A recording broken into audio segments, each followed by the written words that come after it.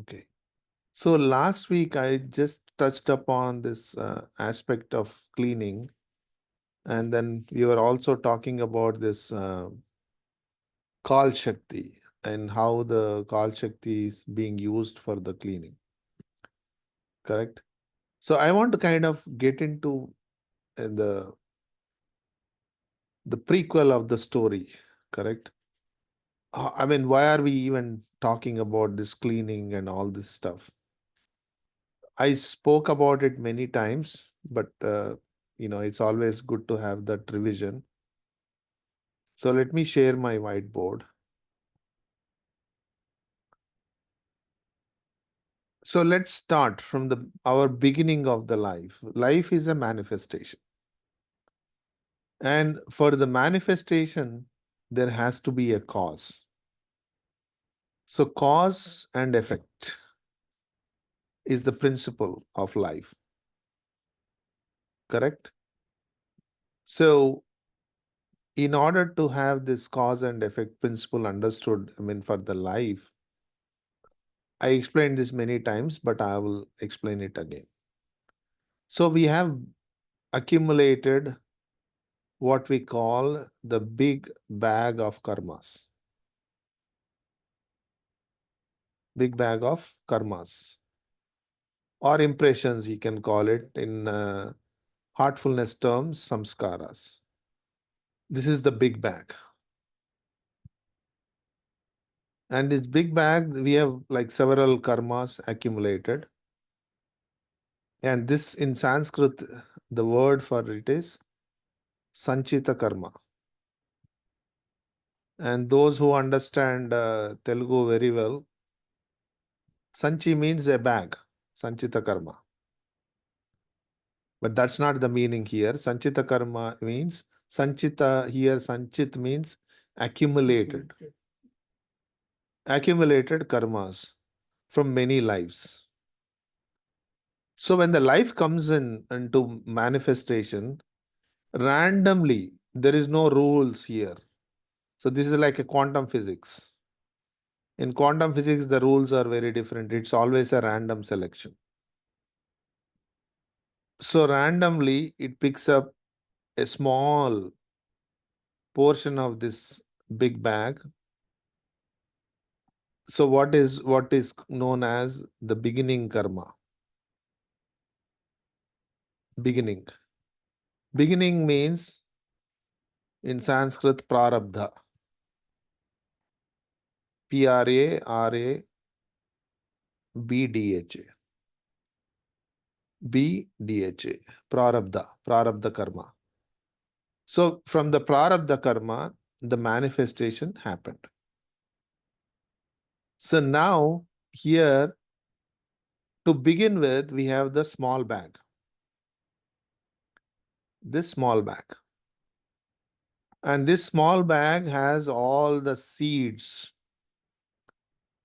And only few seeds have sprouted at the time of birth.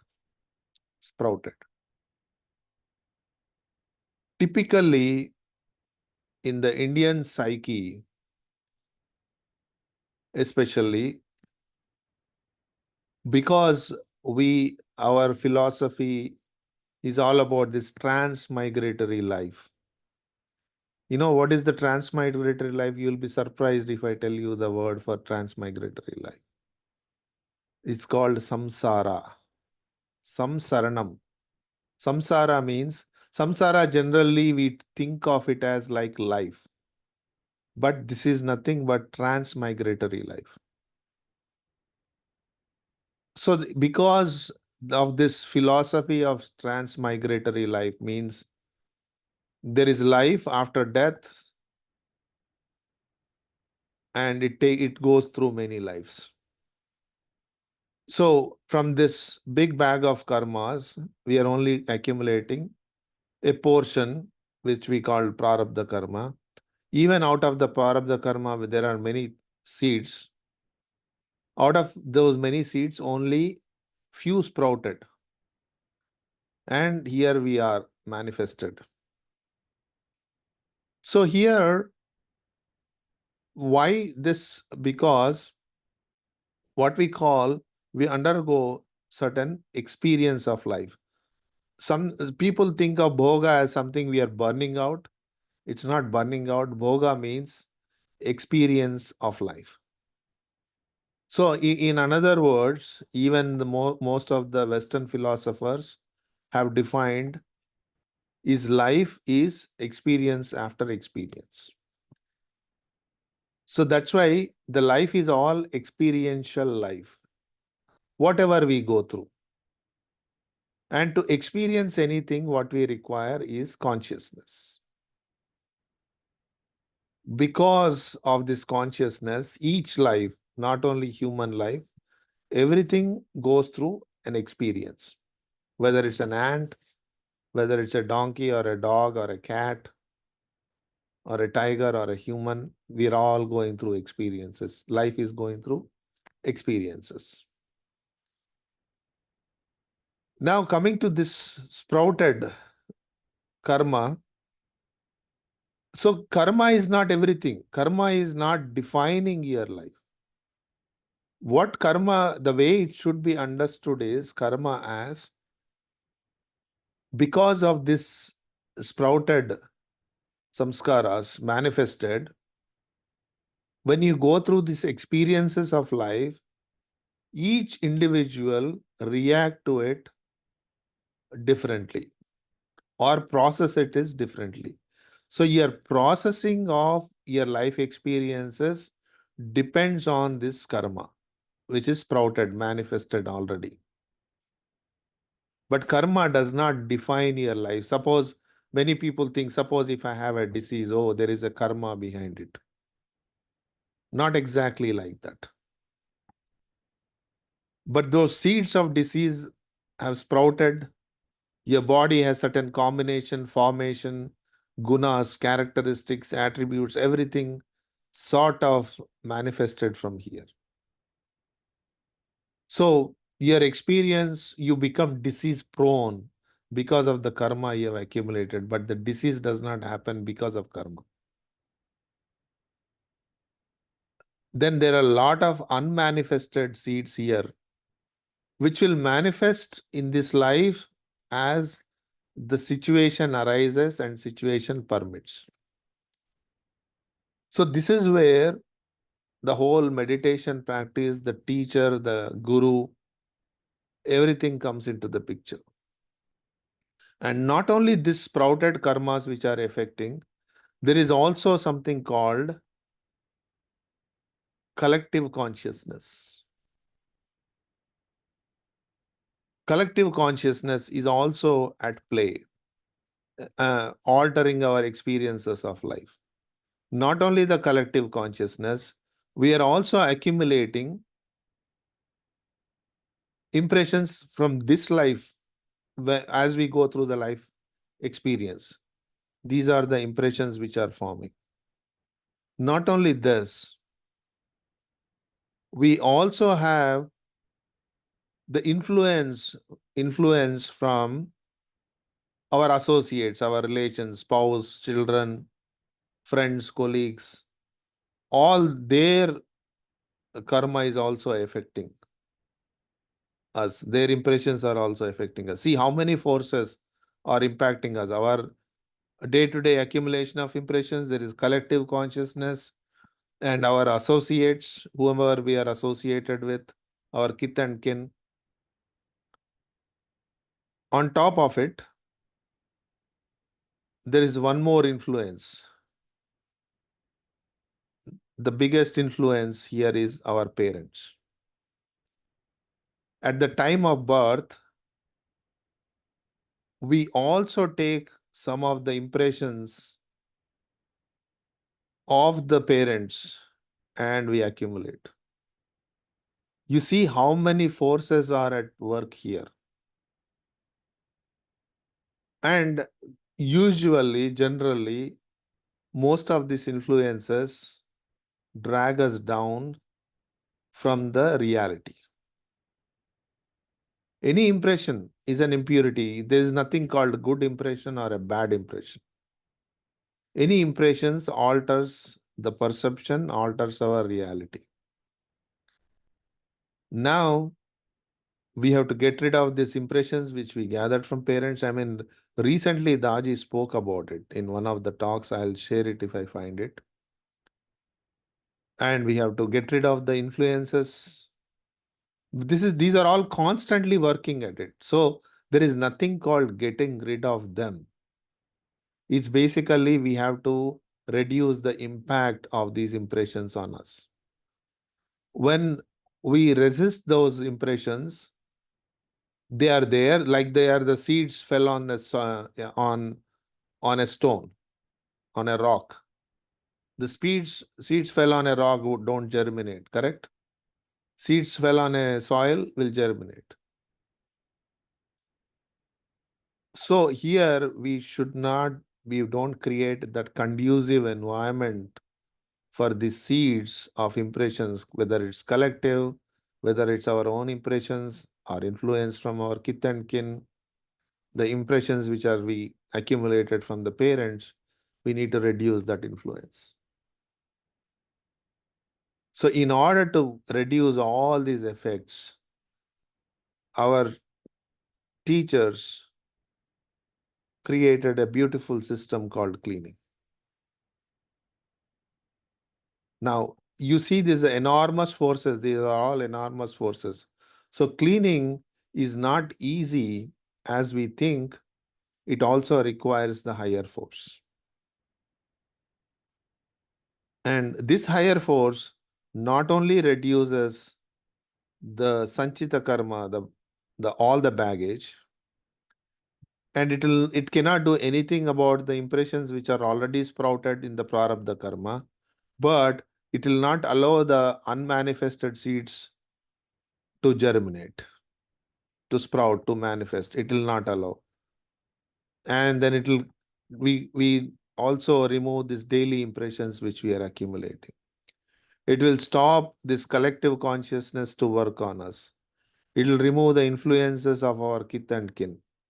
And it totally removes the parents' impressions we gathered at the time of birth.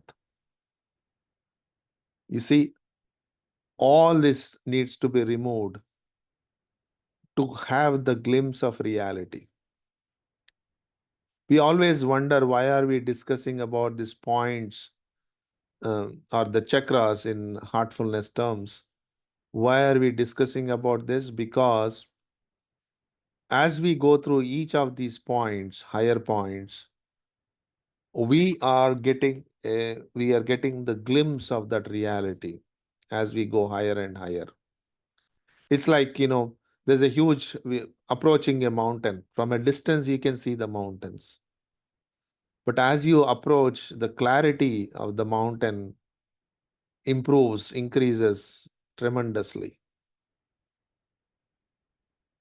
So that is the going through the points is basically about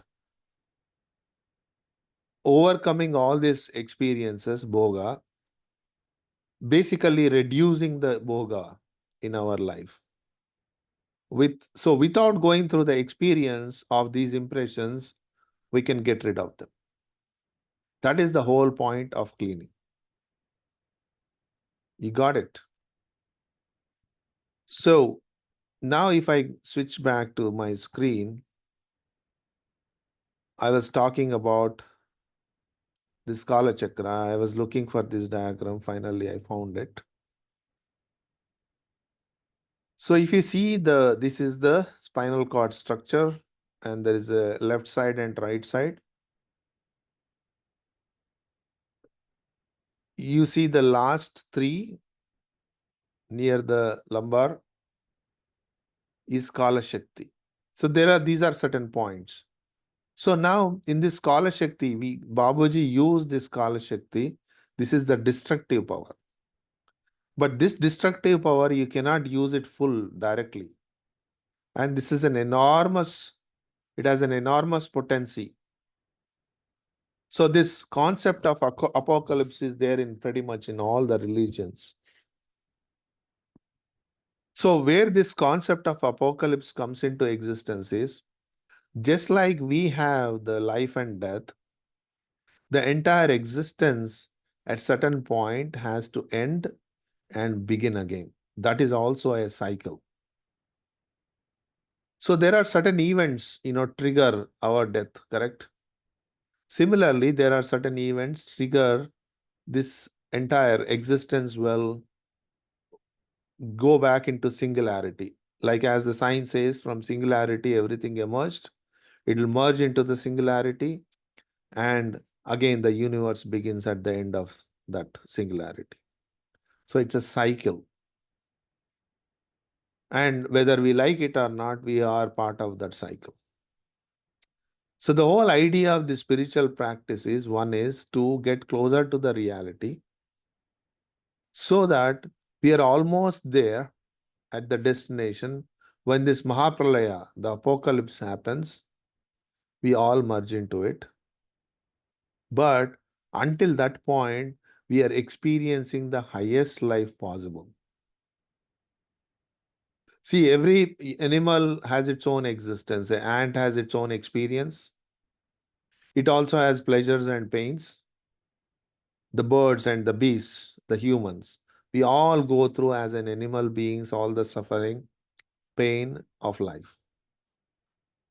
But the experience of life varies as we go higher in evolution. Until human beings, there is an evolution. Human beings are considered as highly evolved species, highly evolved species because it has higher consciousness. From this state of higher consciousness, imagine if I take an infinite leap, what would be that consciousness? So this whole practice is to take that leap. Okay. So then your life experience is completely, totally in a different state. It's not about being calm. It's not about being suffering, stopping the suffering. It's not about having happiness, all those things. It's all those things are very, basically simple points here. This leap is much bigger than all of those things we can think of. And then this Dayal Shakti. I'll read here some notes and then I'll show you a few other things and then we can get into meditation. So the last three bones in the spinal cord on the right side is noted as Kalashakti. And another three bones above the first three bones is noted as Dayal Shakti. Kala Shakti means destructive power. Dayal Shakti means constructive power. So Kala Shakti is for destruction. But in the ordinary case of destruction, his will is mixed with a slight power of destruction. That is Kala Shakti. It is full use is done at the time of Mahapralaya, apocalypse, or in the doomsday. The wave of Dayal Shakti remains flowing continuously and is tempered with mercy and love for humanity. So this Dayal Shakti enables grace and transmission, mainly grace. The one who has conquered this Dayal Shakti, because of that human being's presence, the grace from the God descends. Because of the personality who has full control over this Dayal Shakti, the grace descends. Okay. And the Kala Shakti is the one which is in a day-to-day usage in our lives, is used for cleaning. It is enabled with his power. That is why we are able to do our cleaning every day. Right?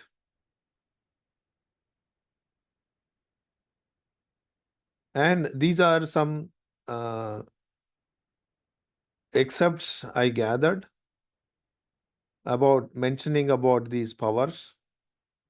But I will just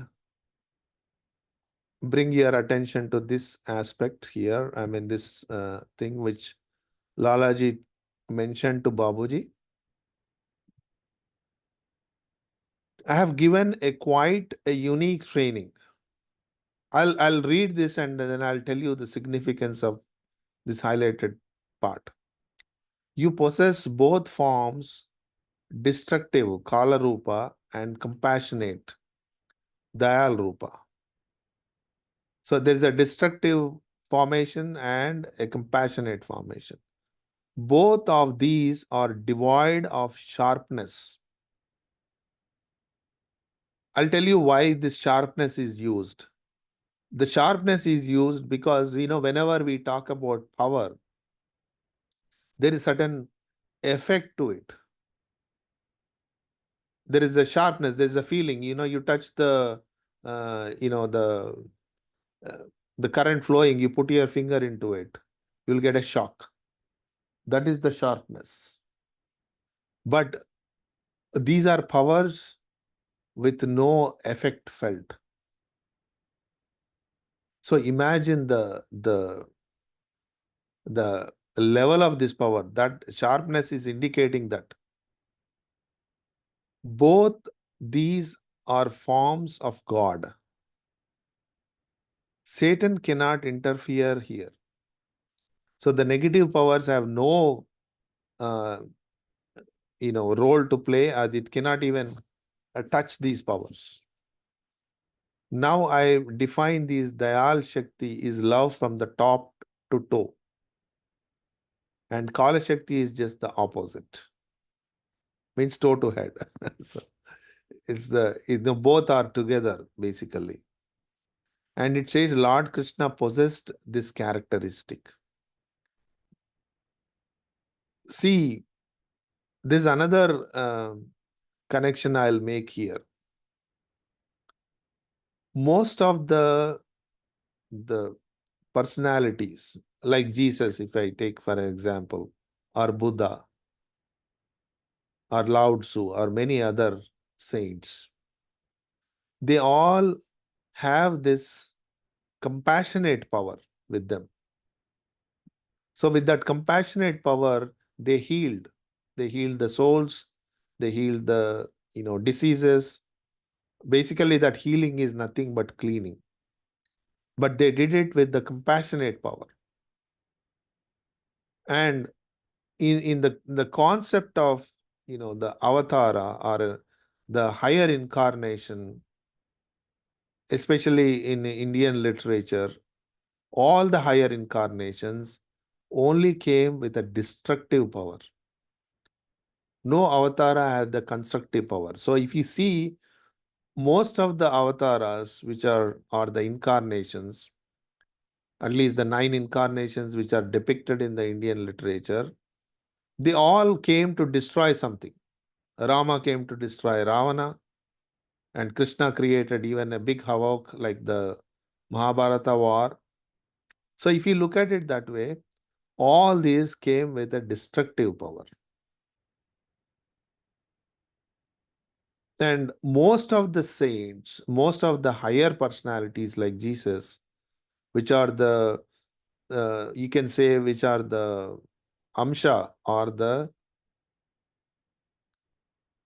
real descendants from the God itself, they all came with the compassionate power. That's why there is so much compassion in Jesus's life. Now, if you look at Babuji, Babuji was given control over both the destructive and the constructive power. So this is a very unique achievement, you can say. And Lord Krishna said, because I cannot impart this divine knowledge to my followers, he had to impart that Dayal Shakti to one of his disciples, Uddalaka. The whole Hamsa Gita is all about this, or Uddhava Gita it is called. So the teachings of the Lord Krishna in a compassionate way, with the compassionate powers. You see that? So there's somewhere it is mentioned about the Mahabharata itself here. Anyways, Then I'll take another 3 minutes. I'll not go in detail. I'm going to share this link with all of you. You can actually read. And I'll tell you, if you do not follow, don't worry about it. It's just information only. You're not going to do anything about it. But Kalashakti, definitely that power is enabled for all of us so that we can perform our own cleaning. Now, this is the discovery of Babuji. He discovered these points along the spinal cord. And he also advised not to work on it. But if at all there are special cases, we can work on it as the trainers, spiritual trainers. Not, this is not meant for the practitioners. But he discovered certain points along these areas where you see this 147 points relating to the emotion centers, and then the Samayavastha means, the sort of feeling that uh, merger, centers relating to the Kundalini, and centers relating to the thoughts, centers relating to desires to be controlled, and centers relating to the control of hunger. There are certain saints who meditated for many years in the Himalayas. They go into a cave, and then by in the winter it is filled with all the ice covered. It's like going into a hibernation. Bears can do it, but humans cannot do it. But if you want to control the hunger and meditate in the caves like that, this is the power they used. Control the hunger. There are certain centers which can generate oxygen. So those, there were incidents where the people went in below the bottom of the sea or the bottom of the ocean and they meditated. There was no oxygen supply. Their body internally generated the oxygen. So that is also possible. So centers relating to, subtle desires, divine knowledge, all this. So there are about 21 points here and they're depicted and some explanation here. I'm not going to go through all the explanation. So this is a general, this is like a diagram, like where you have sacrum, lumbar 5 discs, you have thoracic 5 discs and cervical 7 discs. So all this, you can see along all these points are along this line. Okay. So you can read about it. I shared this link on the chat. And if anybody needs this link, please message me. I'll share it. And then not only this, you can also see when you click on this link, there's so much notes I provided here. Some, you might want to read this Morita therapy, and you can read about chakras, the conventional chakras. And you can, there is a lot of notes I have created here for many different, you can read the detox practices here. You can see, you can hear the presentations on the detox practice, on the cleaning. So this is the golden liquid cleaning. I'll play this for you guys in our next session. It's almost 8:30. But there's a lot of information here. You can click on read about it on this site. I'll pause here and for any questions, comments, observations.